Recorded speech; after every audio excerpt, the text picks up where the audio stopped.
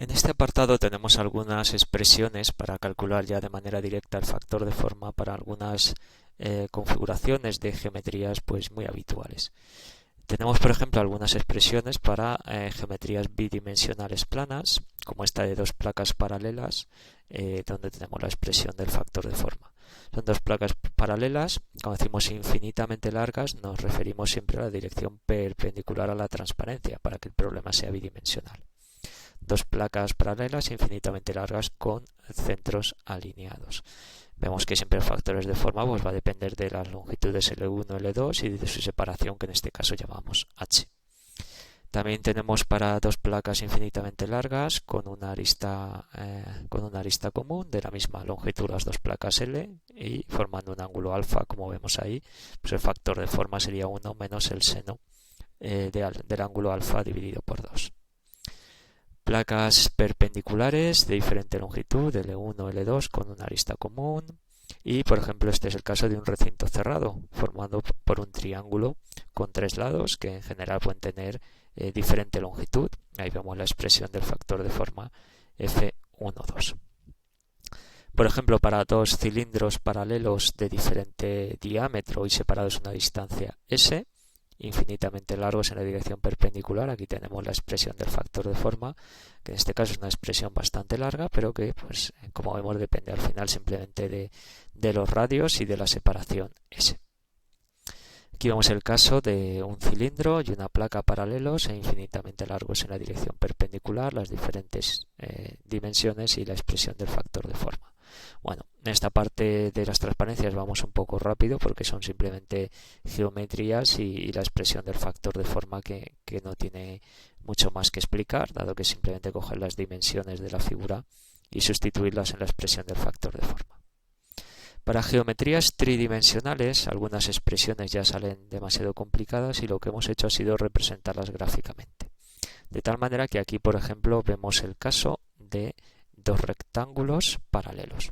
Este sería un rectángulo, el de abajo, y otro rectángulo, el de la parte de arriba. Vemos que se entra en la gráfica con X y con Y mayúscula, que están definidos como A dividido por C y como B dividido por C, siendo C la separación entre los dos rectángulos paralelos y A y B los lados del rectángulo. Aquí nos podríamos preguntar qué lado del rectángulo es mayor, A o B. Es indiferente, ¿de acuerdo? Nos da igual que cojamos el lado mayor A o el lado menor B, porque el resultado va a ser el mismo. Si cogemos uno u otro, fijaros que si cogiera, por ejemplo, un valor de X igual a 3 y nos fuéramos con Y, por ejemplo, igual a 1, estaría en ese punto. X3 igual a 1. Si hubiera puesto los lados al contrario, habría cogido un valor de X igual a 1 y un valor de Y igual a 3, que sería esa línea. Fijaros cómo se obtiene el mismo factor de forma. Es indiferente, ¿vale? Y otra pregunta, cuando llamo factor de forma F12, ¿qué rectángulo es el rectángulo 1 y cuál es el rectángulo 2? ¿El 1 es el inferior o el 1 es el superior? De nuevo la respuesta es que no está indicado en la figura porque es totalmente indiferente. Al ser los dos rectángulos iguales y tener el mismo área de la relación de reciprocidad, F12 por el área sub 1 tiene que ser igual a F21 por el área sub 2. Con lo cual, como las áreas de los dos rectángulos son iguales, F12 es igual a F21. Es indiferente. También tenemos la gráfica de rectángulos perpendiculares con una arista común. Aquí fijaros que la longitud de la arista común es B y aquí sí que tengo definido cuál es el rectángulo 1, el área sub 1 y el rectángulo 2 con el área a sub 2. ¿De acuerdo? Porque en general tienen dimensiones o áreas diferentes. C no tiene por qué ser igual a A, con lo cual ya las áreas son diferentes y los factores de forma son distintos. En la gráfica tenemos F12 y con la relación de reciprocidad sacaríamos F sub 21 si es necesario. La gráfica funciona igual que el caso anterior, entramos con el valor de X mayúscula dimensional con Y mayúscula y obtenemos el factor de forma. Para el caso, esta es una geometría tridimensional, pero que la expresión que se obtiene es bastante sencilla, de dos discos coaxiales paralelos de diferentes radios. Aquí tenemos la expresión del factor de forma. Y bueno, otras metodologías para calcular factores de forma, lo que llamamos el álgebra de los factores de forma, lo vamos a ver en un ejemplo sencillo.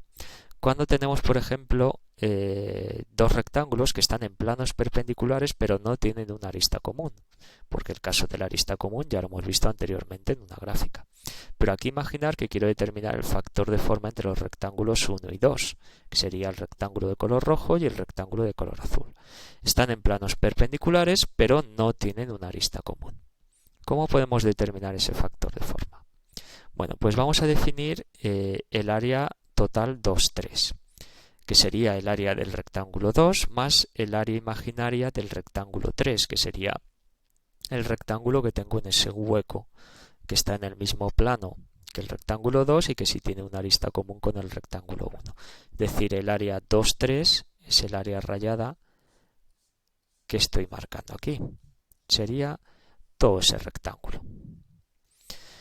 Se debe de cumplir que la potencia total emitida por la superficie 1, que es interceptada por la superficie 2, 3, pues debe ser igual a lo que emite 1 y es interceptada por 2, más lo que emite 1 y es interceptada por 3. En esa ecuación, si dividimos todos los términos q por q punto sub 1,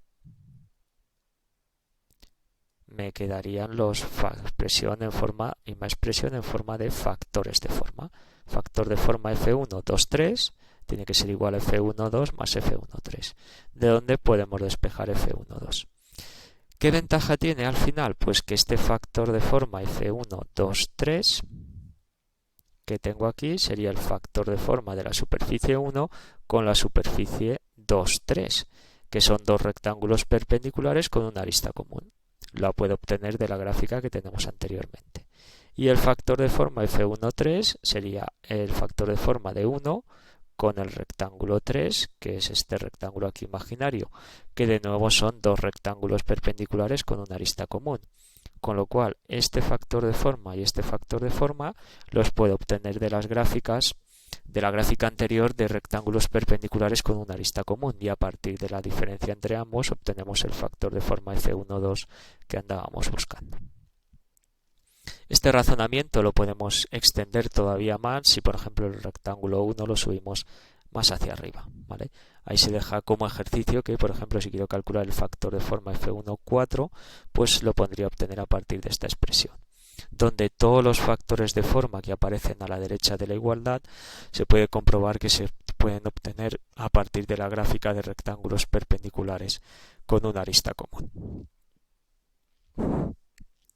Y por último, el último método que vamos a ver para determinar factores de forma es el método de las líneas cruzadas, que es un método solo válido para geometrías bidimensionales, en 2 dimensiones. Para 3 dimensiones no lo podemos aplicar, pero para geometrías planas sí, y es una herramienta bastante sencilla.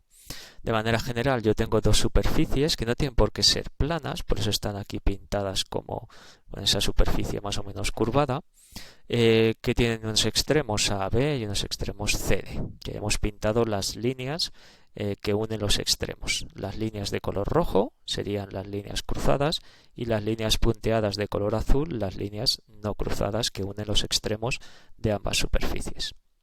Bien, el método de las líneas cruzadas nos dice que el área por el factor de forma, independientemente de 1 o de 2, pues esto es simplemente la relación de reciprocidad que ya sabemos, pues bueno, el área por el factor de forma de una de las superficies es igual a la distancia W, que sería la distancia perpendicular a la transparencia.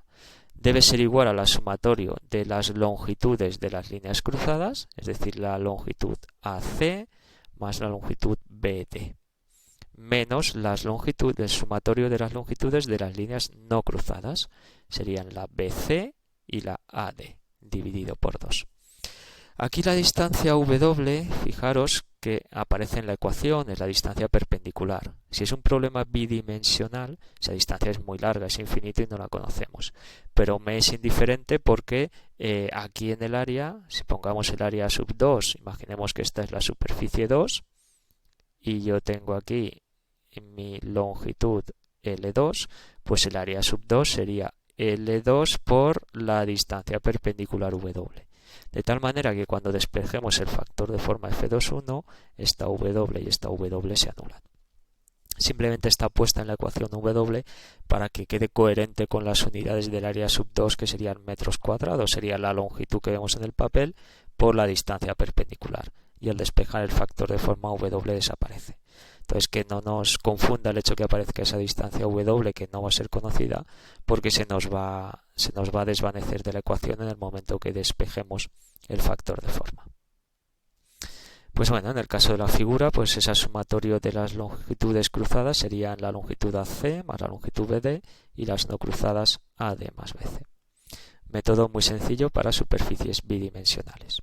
Además, el método de las líneas cruzadas tiene la ventaja de que, por ejemplo, si tengo una tercera superficie, como es este caso, que se mete entre las dos superficies que están intercambiando calor y hace sombra entre ellas, el método de las líneas cruzadas sigue siendo válido.